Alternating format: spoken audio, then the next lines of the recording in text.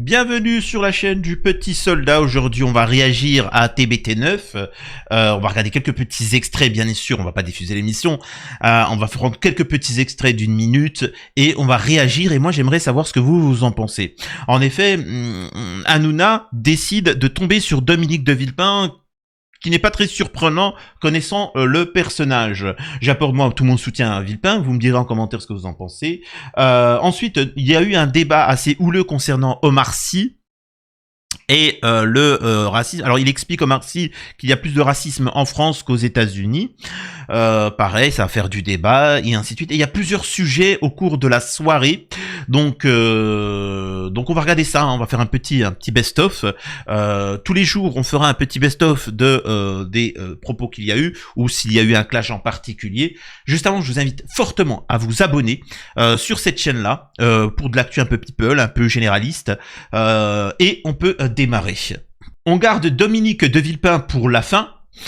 Écoutez ce passage concernant Omar Sy. Pardon, mais je vois pas comment, vivant depuis 2012 à Los Angeles, souvent, enfin, j'imagine dans un quartier hyper protégé, où ils partagent pas le dixième, du centième, du millième du quotidien d'un Afro-Américain, il peut se permettre depuis 2012 de nous expliquer. Alors je sais qu'il a eu maille à partir avec son petit chien à la gare de Lyon, à la SNCF. Non, il a démenti que ça s'était mal passé. Mais moi j'ai vu que la SNCF voulait à un moment donné porter plainte. Alors il peut pas considérer que mettre une muselière à son chien, c'est un acte raciste, puisque c'est le règlement quand on monte dans un train. Et puis pardon, si la France était raciste, Cyril, c'est un grand acteur, c'est une superstar en France, un peu moins connu aux États-Unis quand même, hein. Bon, mais c'est une superstar en France.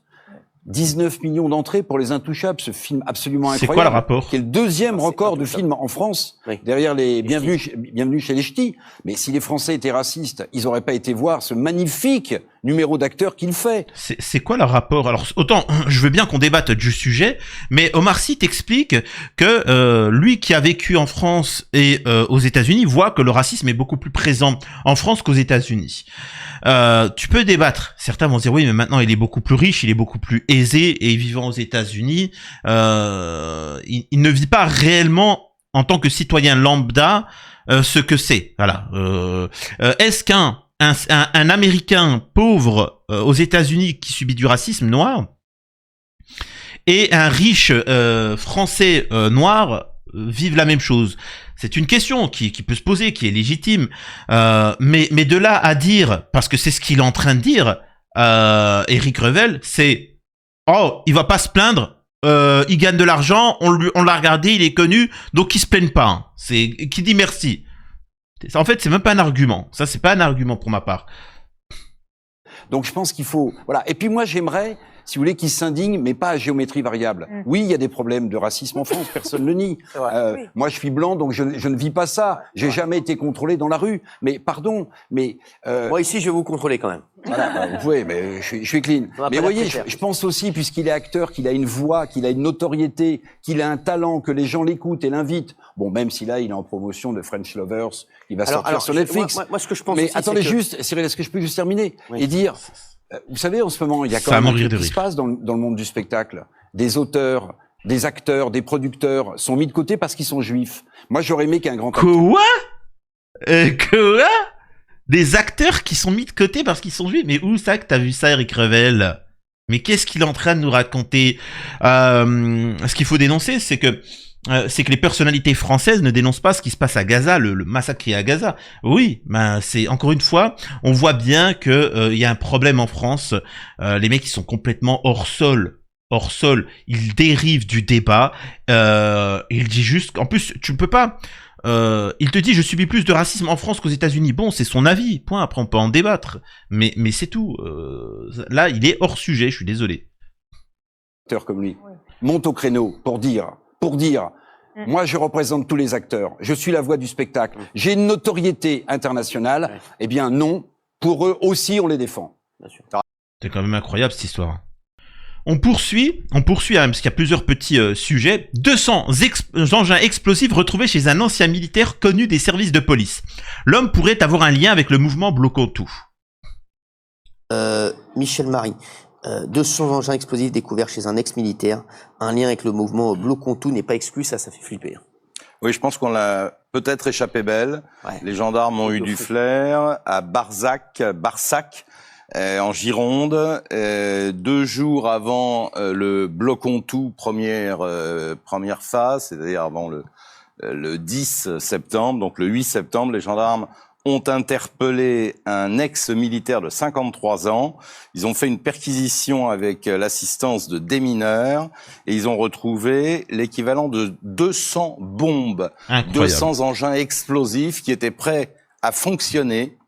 Il avait attiré l'attention des sources de la gendarmerie en achetant 20 kilos de nitrate de potassium qui est utile pour la fabrication des engins explosifs. Alors, espèce d'abruti, excusez-moi, t'évites de dire ça publiquement, espèce d'abruti. Voilà, moi je m'en fiche parce que il y a quelques gens qui vont regarder ma chaîne, mais espèce d'abruti quand tu as, alors bon, c'est plus le TPMP d'avant, mais t'évites d'expliquer que tu peux faire ça, hein. T'évites de dire ça. Au maximum, t'évites. Ah bon, tu me diras, quelqu'un qui veut faire un engin, il le fait. Mais voilà, attention quand même, tu vois, de préciser que en se débrouillant bien, on peut faire des dégâts chez soi. Enfin bref. Donc il a été placé en garde à vue pendant 96 heures. Il a reconnu les faits. Je précise qu'on a retrouvé aussi 11 000 € en liquide chez lui, ainsi qu'un certain nombre d'armes de poing. Très très chaud. Et évidemment, on peut se poser la question légitimement de savoir, à 2 jours de ces manifestations, sachant qu'il était connu des services de police, notamment parce qu'il était gilet jaune, actif.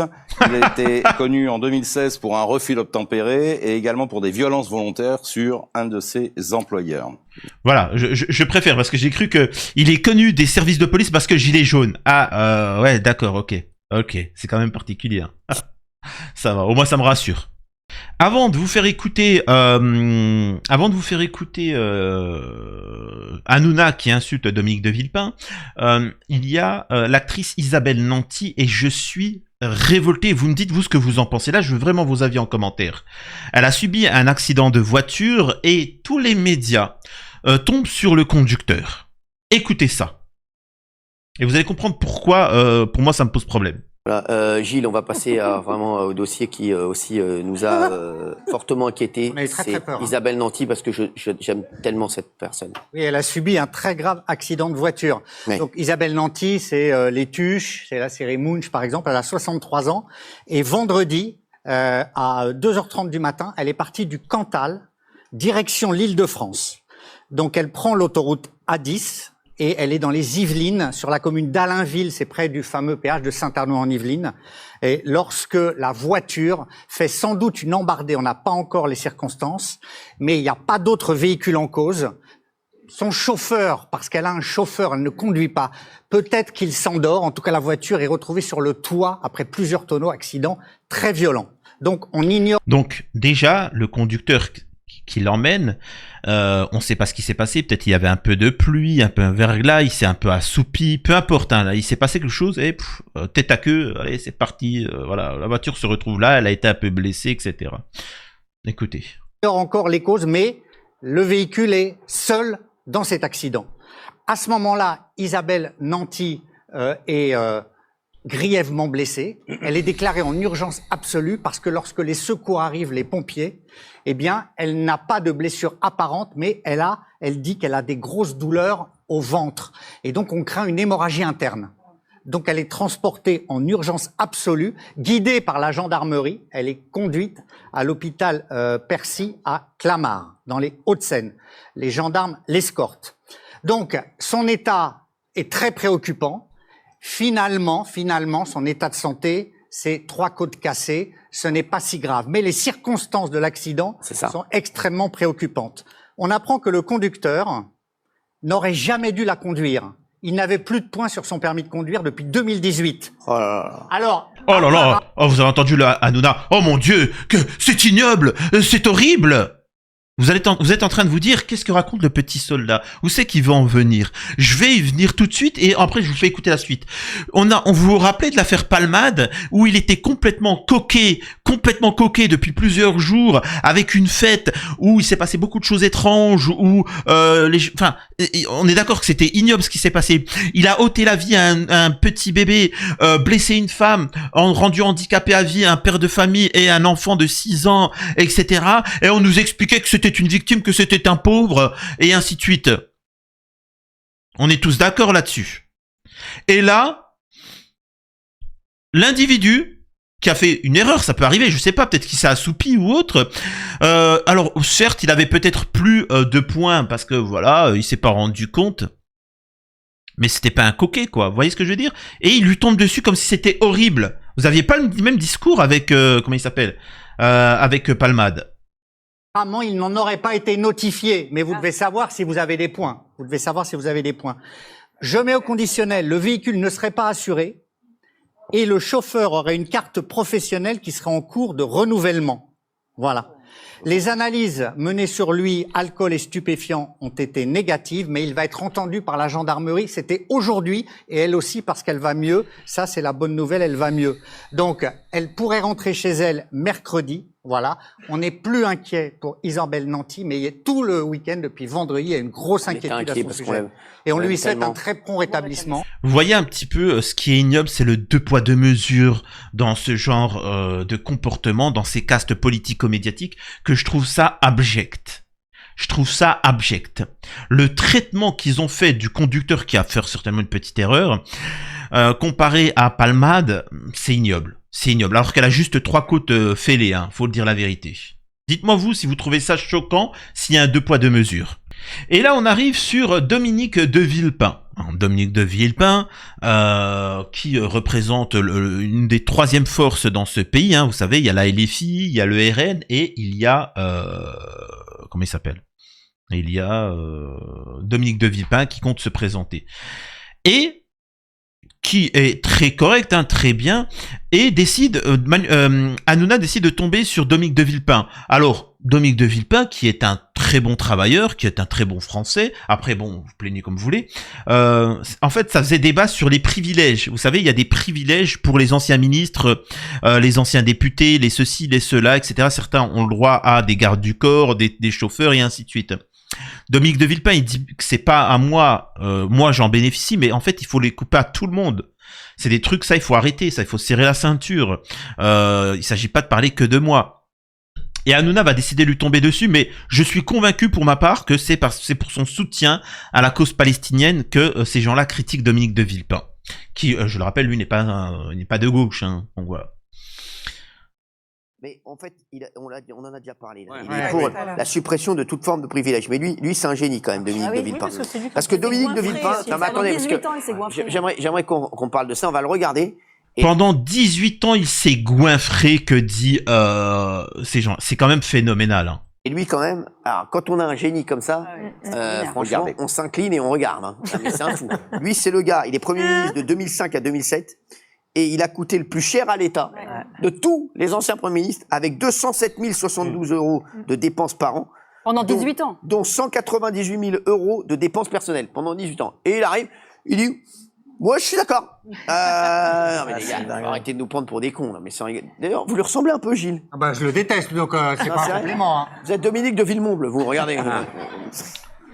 Moi je suis pour... Donc voilà, donc dites-moi si vous trouvez que il n'y a pas une problématique concernant Dominique de Villepin, ce que vous pensez de Dominique de Villepin, et si vous pensez pas que Hanouna derrière, il y a un petit peu, disons, une focalisation sur Villepin concernant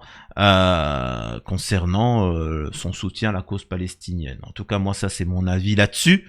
Il ne parle aucunement des autres ministres qui ont été... Enfin, je rappelle que Hanouna est très ami avec Bardella. Bardella et le RN qui ont tapé dans la caisse. Il était très ami avec les LR, Sarkozy, etc., qui ont tapé dans la caisse. Il était très ami avec des gens de gauche qui ont tapé dans la caisse. Voilà, je précise, tout le monde a tapé dans la caisse. Hein. Il y a pas de, c'est pas à gauche comme à droite. Hein. Mais c'est pour dire, donc en fait, on voit bien que c'est pas ce qui le dérange hein, dans l'émission. Donc vous dites-moi ce que vous en pensez et à la prochaine sur la chaîne du Petit Soldat.